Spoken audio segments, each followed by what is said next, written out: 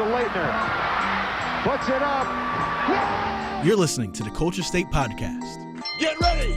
Woo! Welcome back to another episode of the Culture State Podcast. Look at my eyes. First off, I'm Chris Lee. That's Dennis Jamel Cox. Yes. Look at my eyes too, Chris. Look at this. If you were watching on WRL Sports Plus or on YouTube, my goodness. Okay? Mm-hmm. This isn't me and Dennis out partying. This is work. Yeah. This is 4 weeks of March Madness work. And you know what? We wouldn't have it any other way because North Carolina really, like, we're talking about the state of North Carolina. The state of North Carolina was at the center of the sports universe pretty much the entire March, and it culminated within the last week of March and the first week of April, because my goodness, Duke versus North Carolina, who would ever thought? It absolutely delivered, and then North Carolina goes on to the national championship game. We got to talk about it. Oh, for sure, 100%. But first, real quick, got to thank our good friends over at Papa Murphy's Pizza. Every Tuesday, $10.99 large pizzas. Papa Murphy's changed the way you pizza. And Chris, you and I talked about it on our Saturday show, but when people think about the state of North Carolina, obviously they think of things like, okay, great beaches, there's golf, they think barbecue. Yeah. And when they think of sports, they think basketball, especially college basketball, because there are two, not only just big brands in this state, but they are national brands in Duke and Carolina. And for people to see the game, the rivalry on its biggest stage. Some people might not watch the regular season matchup at Cameron or at the Dean Dome between Duke and Carolina, but people who are college basketball fans, maybe on the West Coast, might watch it or are going to watch the Final Four. But the fact that they got to see the rivalry, Chris is sneezing real fast. You can't hear it. He muted himself, but he's sneezing for all those who are watching right now. But for people to see this rivalry play out on television, this is the best of what our state has to offer in terms of sports, consistently year in and year out. It's college basketball, and it was full front display for everyone in the nation to see on the biggest stage. And did it deliver? My goodness, that game was amazing. Yeah, and when you talked about this being the most consistent thing sports-wise that we have to offer, the Canes are good right now, but there was a time where they weren't that good. Oh. The Carolina Panthers, there's a time that they were good. They're not good. No. The Charlotte Hornets, they're so-so right now. And I feel like the Charlotte Hornets mostly are either so-so or bad. Yeah. They haven't been – they left for a while. They came back, or a new team came in. They were the Bobcats, and what a dismal that was. And they obviously rebranded back to the Hornets, and things are changing a little bit. So, yeah. And since and what I was going to say was since they've been the Hornets again and came back the second time, they haven't been horrible, but they haven't been amazing. So, like, as far as sports in the state of North Carolina, you really have to point to college. And when you think about colleges, you have to think about Duke University and the University of North Carolina at Chapel Hill, specifically their basketball programs. I think we mentioned this before, either on this show or on our radio show that we did on 99.9 The Fan, that there are folks outside of North Carolina that don't look at North Carolina and Duke as just two regular colleges. They kind of consider it, you're covering two pro teams. Right. Yeah. It's kind of a different level of competition. It's not like you are, and this is no disrespect, but if you were at Missouri, for instance, Missouri is a large university. Their football team, their basketball team, but it's a huge, college town. People love it, and people love Missouri out there, but it's very college. There's nothing about their programs over there at that particular university. And there's other universities that are like that make you think there's something extra special about this. There's only a few that you think about. You think about maybe Michigan football, Ohio State football, Notre Dame football, and Alabama football. And there's a few others. Duke basketball, UNC basketball, absolutely in that list. And I would also say outside of maybe Kentucky basketball, and maybe Kansas basketball, there's not a lot of programs around the nation like that, there's probably more football programs that you look at on that pro-ish level. Sure. Not a lot of college basketball programs that you look on that pro-ish level. Duke and North Carolina absolutely are it for sure. 100%. And a lot of those places that you had mentioned also have, for the most part, really competing pro sports teams. For example, you mentioned Missouri. Okay, well, in Kansas City, Missouri, you have the Chiefs. The Royals have won the World Series. And then you have St. Louis is not too far away from there either. Obviously, both being in Missouri, but they're not too far from that school. Whereas in the Triangle here, the only pro sports team really competing in the Triangle here are the Carolina Hurricanes, and hockey is more of a niche sport as it is anyway. I mean, people are like, "Oh, the Carolina Hurricanes, that's a hockey team," because some people just don't follow hockey, which is totally fine. So, seeing our state being profiled and all the storylines with all the great coaches, all the great players who have come through this area, and particularly those two schools, to see it on a national stage. And I was down in New Orleans, and there were people from all over the country that were there, but a lot of people were wearing that Duke Carolina blues. Yeah. To see New Orleans just filled with Duke and UNC fans just all over the place, and hearing chants for the schools and hearing different just different events, seeing different things happen in a city, and it's a mixture of all these cultures, because again, New Orleans has its own culture in and of itself. So seeing North Carolina and New Orleans, this blend of cultures, it was fun to see. And to me, walking around just the city itself during that time, it's like, the state of North Carolina has invaded New Orleans. So I have a question for you. You mentioned your time in New Orleans, and we could definitely talk about that more. But speaking of that, this game was not held in the state of North Carolina like it normally is. It's either in Chapel Hill or Durham or wherever the ACC tournament is. So this game has happened out of town before, or out of state before. But did you get any any out of towners, anybody from other places texting you during the game or after the game about how amazing that game was? Because I sure had a lot of folks hit me up, and that's how I started to understand the impact of what this game actually had. Oh yeah, absolutely. I have one of my best friend lives in Dallas, in Texas. Was hitting me up saying like, so I'm not your best friend? Whatever, dude. I'm like number 7 on your list. I don't want to hear it. I don't want to hear it. I don't want to hear it, Chris. I'm way down there. You're looking for tag team partners. You're like, you're not 7th on the list.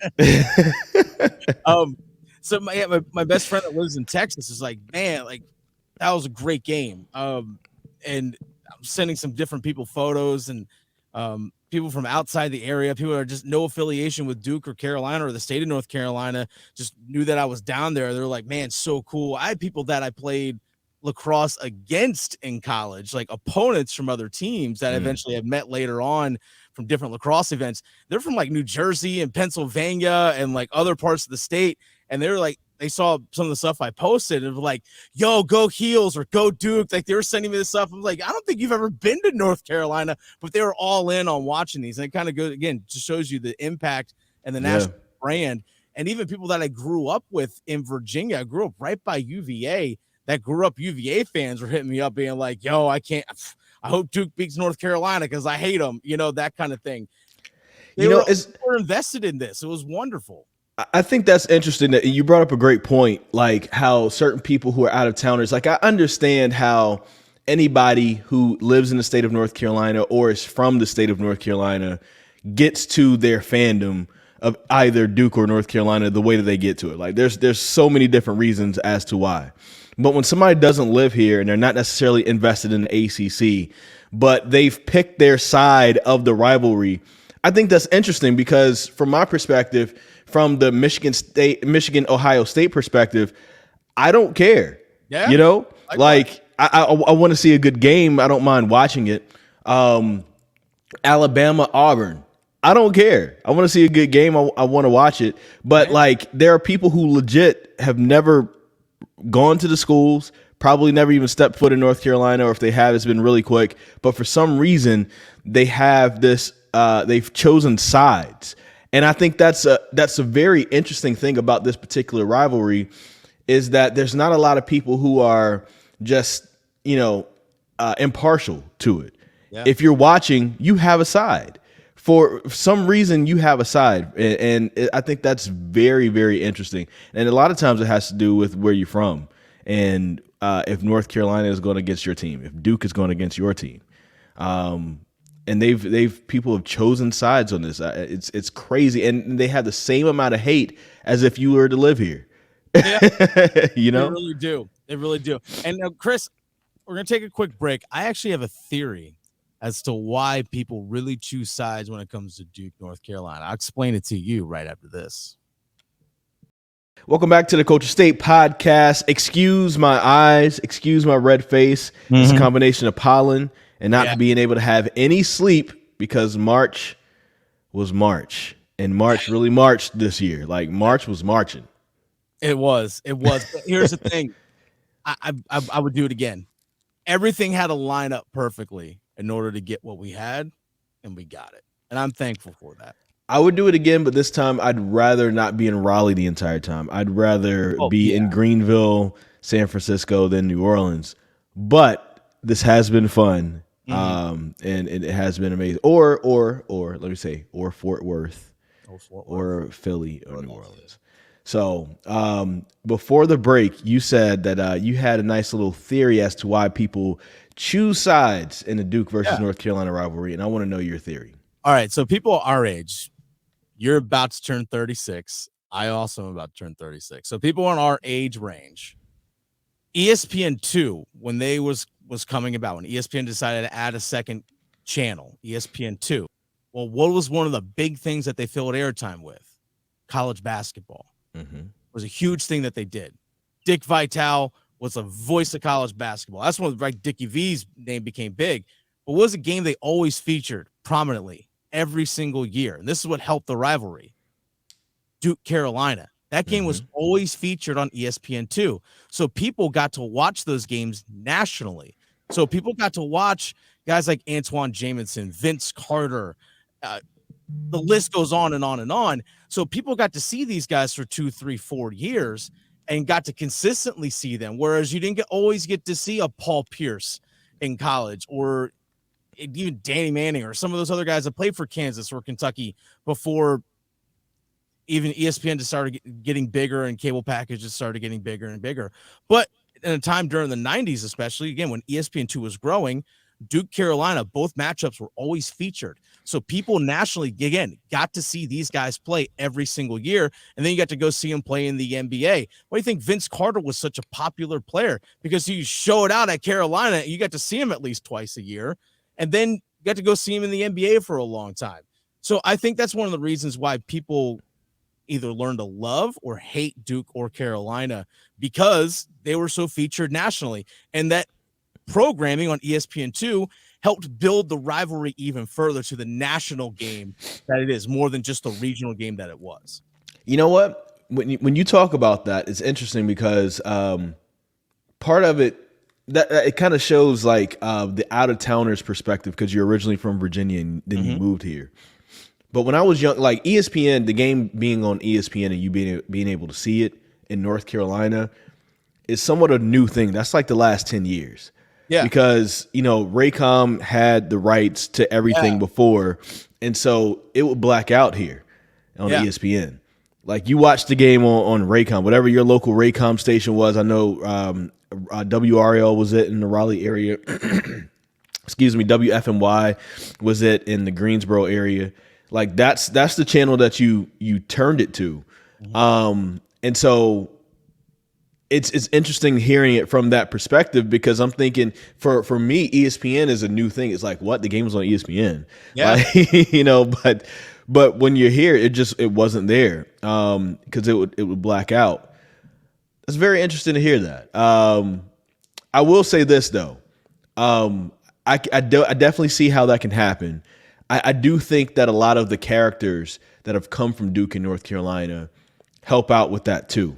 Oh, yeah. Right? Like, you can't really unless you're a huge basketball aficionado, you don't really remember a lot of the players that came from Kentucky, Kansas, in certain years. You may remember Kentucky more so recently because of a lot of their one and dones.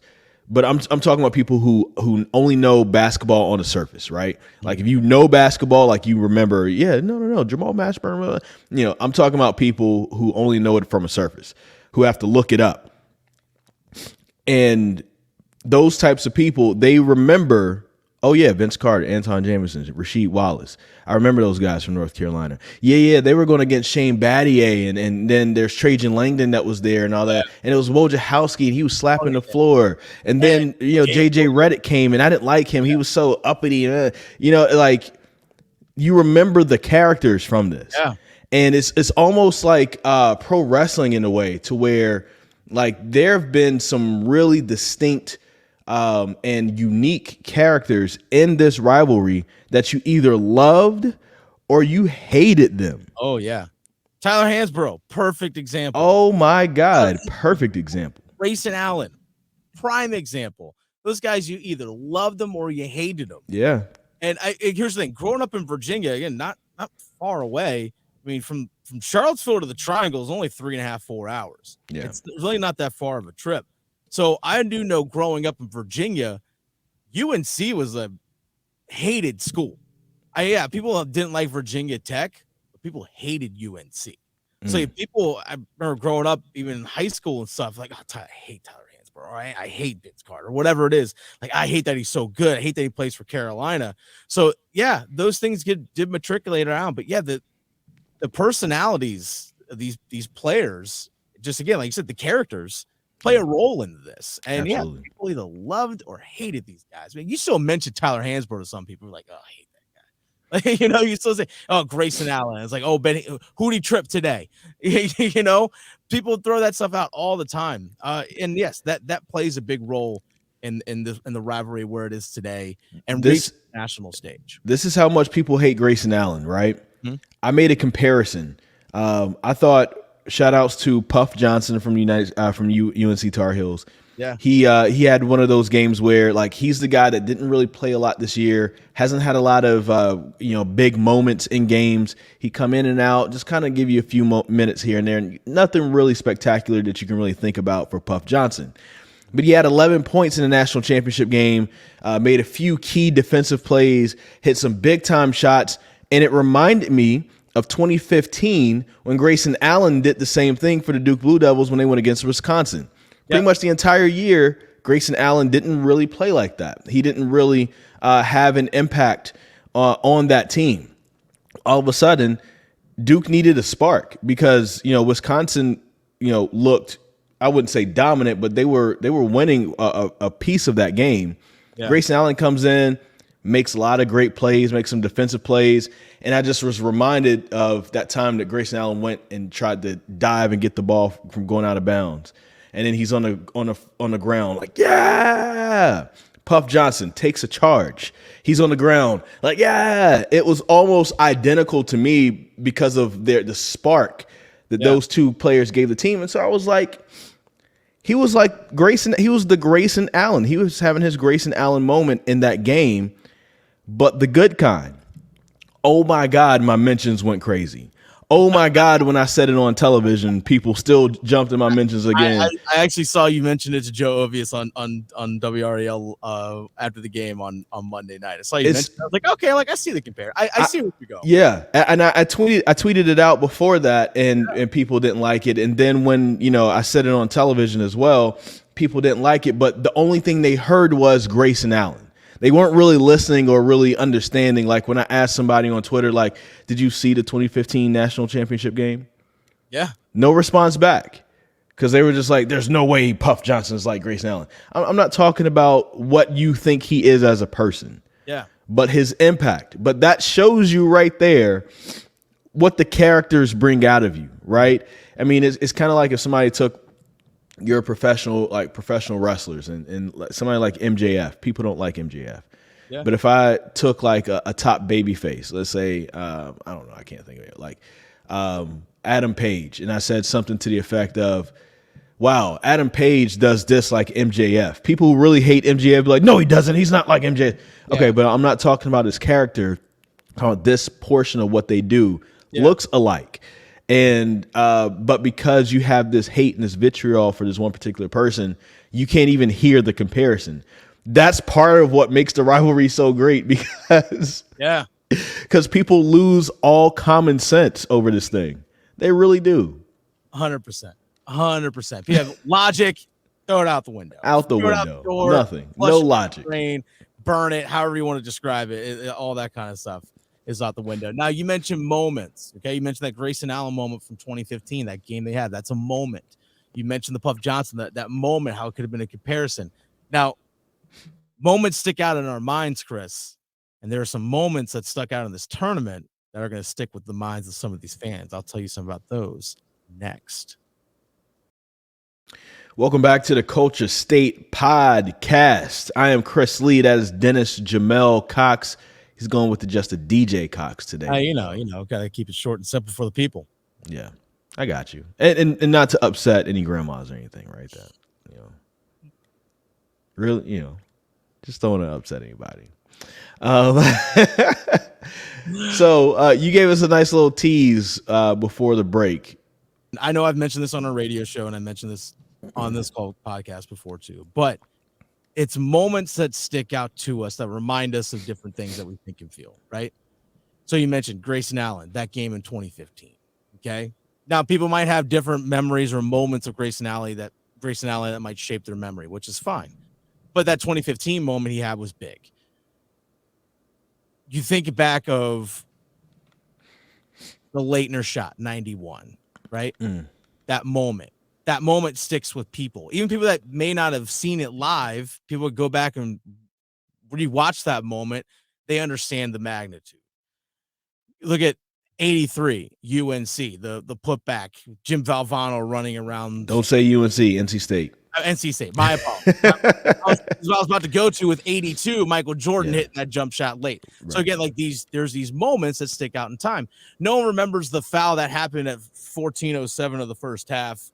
That was a 2-shot foul. No one remembers that moment. But you go back to the Final Four, the game between Duke and Carolina, that Saturday night.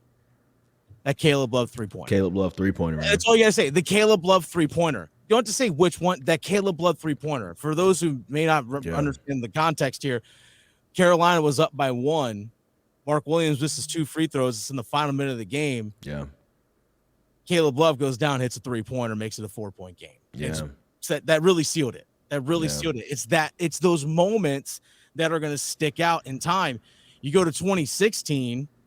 If it was it Chris Jenkins hitting that shot for Villanova, a shot that a lot of people remember. People will be talking about that Marcus Page three-pointer that he hit just before that. Yeah. So the thing is that these moments are always going to stick out in our memory. In our lifetime, those moments are always going to be carried with us. We're going to remember where we were, what we thought, what we felt, who we were with. Those moments are always going to stick out with us. Yep. And the cool thing about this game, seeing it on the national stage, is that moment's not going to just stick with Duke and Carolina fans. It's going to stick with a lot of people as well, outside of the rivalry and outside of the fandom. Like, oh, man, I remember that game. Caleb Love hit that shot. Man, here's the cool part about New Orleans being down there. And I pointed this out to our friends Joe Giglio and Lauren Brownlow, who were sitting next to me during the game. In the second half, so the entire UNC section was standing the entire game. The entire Duke section was right next to the UNC section, was standing the entire game. So the way things were broken down in the Superdome is one quarter, the lower bowl, one quarter was for the UNC fans, one quarter was Duke, another quarter was Kansas, another quarter was Villanova. Mm-hmm. In the second half, about midway through, you just saw pockets of these Kansas and Villanova fans starting to stand up during the game. And then when it got to under 4 minutes left and the media timeout at under 4 minutes, about 3.5 minutes to go, right after that through the rest of the game, everyone in that stadium was standing. Wow. Over 70,000 people. Wow. Kansas and Villanova fans who had zero interest. And I just Kansas fan had some interest in there. In terms of maybe who they wanted to see play, maybe, but otherwise they weren't rooting for anybody necessarily. They just were. People were just standing in awe because they knew they were witnessing something great. And to me, that was a moment that stood out, is that people outside of the rivalry, outside of the fandom, I mean, Villanova fans like, we're not playing anymore, but they stuck around and they watched the game, and they were standing just witnessing the moment of what was happening and the magnitude of what was happening. It was, I was in awe, Chris. I really was just sitting there seeing that. I was like, man, these people were over here who do not care about the outcome of this game, and they are standing because they know they're witnessing something special. That was the thing that stuck out to me. And you mentioned the context of when that shot happened, not even just like what was happening right before that, but even just the context of Caleb Love in general. He's known to take all kinds of – he has the greenest of lights from Hubert Davis. And if you look at his actual percentage, it's not very high, shooting the three. I mean, in the national championship game, he went 1 of 8. In that game against Duke, he went 3 of 10. Yeah. 3 of 10. He jacks those things up, my man. But at the same time, that one fell, and that's going to be the one that will live in infamy for him. And he's always going to become, even though that game was technically in April, he's going to be a March legend for forever. I mean, nobody's going to be able to take that away from him. He's going to be a Carolina legend, and he'll always forever be loved at North Carolina. Now, I will like to say this. After the postgame, or in the postgame, he was asked about Duke being his dream school, and Hubert Davis chimed in, was like, no, Carolina is his dream school. He was like, yeah, Carolina's my dream school. Duke was really his dream school. I mean, Duke all right. Was really his dream school. But that's also a little, because Hubert Davis is not going to give you a lot. That's a little glimmer to that rivalry. Because now you got to erase your past. Men in Black, let me give you the ding. Forget about that. You never liked Duke. You're Carolina from here on out, right? That's exactly. I mean, and that's what this rivalry is all about. It was fun. It was a great moment, and I know it's a moment for better or for worse. They're going to stick in the minds of fans, not just of North Carolina and Duke, but just fans of the sport in general and people that witnessed it. People like, man, that game, Duke Carolina, Final Four, the first time we've ever had it. Who knows if we'll ever get it again? It took us how long to have it? Now we finally got it. We got it that one time. And I will say this though, as a fan beforehand, I was worried about the game ruining the rivalry. And I don't think that this ruined the rivalry because of how it turned out. It really could have bounced either way. The way that game went. It literally came down to if Mark Williams does hit those free throws, what happens? If the referee doesn't call the foul on Trevor Keels on the floor and gives him the continuation and he gets the shot at the line, what happens? There's all kinds. If that 3 from Caleb Love rims out, what happens? And so there's so many different ifs, what ifs, or whatever, but they're legit what ifs because the ball could have bounced either way down the stretch. But it happened the way it happened, and it was a good game. It was blow by blow. It literally was a heavyweight fight where punches kept being thrown on both sides, and you couldn't tell who won until the end, where one side got in more clean punches than the other, and that's what decided. So it's all you could have asked for. It was it was more than you could ask for, and then some, and then some. It delivered, Chris, and it was fun. And I know we'll be talking about this one for a while. It's gonna stick with people, and I'm okay with that.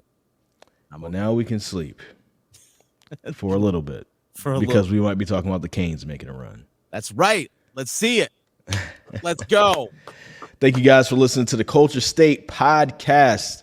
I'm your guy, Chris Lee. Follow me at Chris Lee TV. I'm Dennis Jamel Cox. According to Chris, that's my name. At the Fam Rookie. Give us a follow at Culture State Pod on Instagram and Twitter as well. Make sure you go check out, especially on Instagram. I posted a lot of behind the scenes stuff from New Orleans, so check that stuff out. It was a good time. Yes, sir. We'll see you guys next week right here on the Culture State Podcast. You guys be good.